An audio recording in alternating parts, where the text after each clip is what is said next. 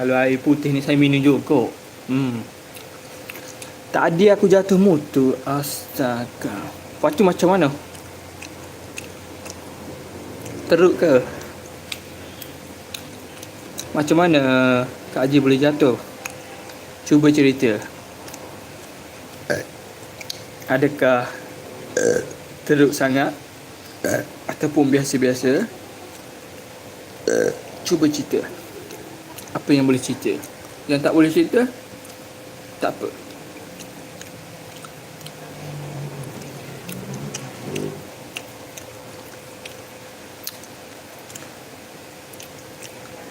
Komen je. Panjang-panjang pun saya baca. Makan apa tu? Makan nasi. Makan nasi. Ada driver ni, dia tak kasih signal. Oh, jadi kita tak sempat nak break lah. Kan, betul?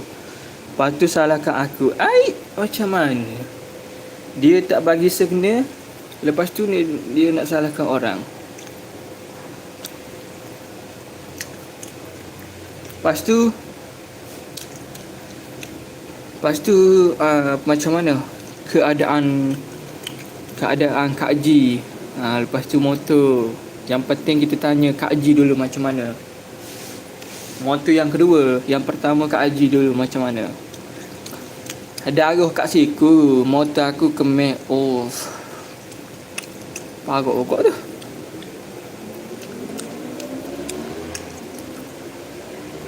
Lepas tu dah pergi klinik ke?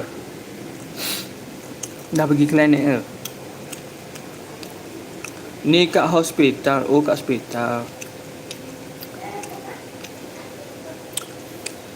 Stres betul. Sabar. Okey, kepada viewer saya yang ada dalam ni, kita sama-sama doakan Kak Haji supaya cepat sembuh, dipermudahkan segala urusan. Please bawa pergi hospital. Oh, tulang kaki retak. Oh,